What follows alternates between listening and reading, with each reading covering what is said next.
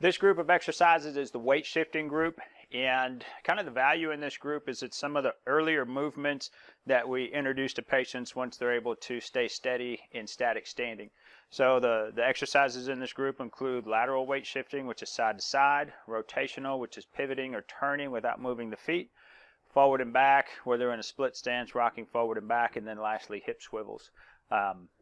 Weight shifting exercises, when you look around to the different things that we do throughout the house and the community, there's all kinds of examples of the ability or the need to be able to control our weight as we shift in any direction, really.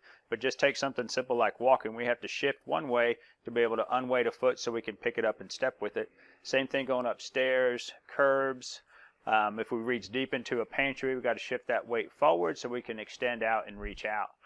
So I hope you enjoy this section and find some new ways to incorporate weight shifting exercises with your patients. Thank you. With exercise number 5, we're getting into some weight shifting movements. So we get the stance slightly wider than shoulder width apart, and we're shifting the weight laterally. So it's just from side to side. It is important with the weight shifting exercises to bring out the patient should try to get about 80% of their weight on the side that they're leaning towards. So they want to feel the heaviness in that leg as they weight shift to the right. They want to feel that heaviness in the right leg, almost like they could lift up that left leg off the ground. The side that they lean towards, they should see a slight bend in the knee as they weight shift towards that side. The other important point as they're weight shifting, they should, one, feel the kind of that limit of control or balance or stability. So I can go so far, but if I keep going, then I'm going to lose my balance. So that patient is going to decide where in that weight shifting movement is too far, and can I slow it down, stop, and reverse the direction. So they're working on control, they're working on feedback, developing that sensation of when do I feel steady and when do I feel like I'm going to lose my balance. So they can really get a lot out of these weight shifting exercises. The next weight shifting exercise is going to be rotational. So they're going to twist, turn, and rotate, trying to get movement through the legs, the hips, the back, and the head as they twist to look behind them. And of course, we're going to go in both directions. Don't let them kind of cheat the movement by just getting it at the back and keeping the legs still. See how much, if I keep my back straight, I can get about 45 degrees of rotation just through my legs, and then I can add in the back and the head to look directly behind me. Exercise number 7 is weight shifting forward and back. So we do this in a split stance, which means I have one foot forward and one foot back, and then I'm shifting my weight over the front foot and bringing it back over the back foot.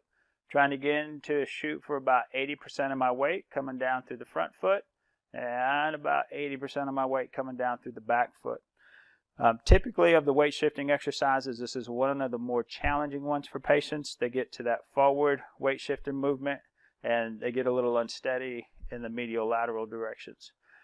Of course, we'll work both sides, left foot forward, weight shifting forward and back. Some of the functional kind of carryovers for this is reaching deep into a pantry, especially if there's things on the floor and I can't get to where I can walk up to it. I have to weight shift and lean forward to grab that item, or just opening a door. That reaching forward, pulling the door open is a weight shifting movement forward and back. You'll notice in the book that each exercise has benefits listed, and we try to list functional benefits, try to list things that will help you in your documentation to show the value of these exercises. So take time to look at the benefits section as well. Thank you. Okay, exercise number 8, I'll show you from the side. It's hip swivels. So typically just rest the hands on the waist, and that patient swivels forward and swivels back, bending primarily at the hip. Of course, we get a little low back in there. But the hips are extremely important for balance. So getting some of that movement loosened up and some of that coordination for that bending forward and back is going to help them when they need to use hip strategies to regain their balance.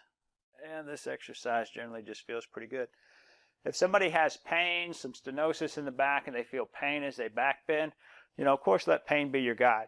We don't want to cause aches and pains in the vein of trying to improve balance. So just limit the movements, or let them self-limit the movements, and keep within their acceptable levels of pain.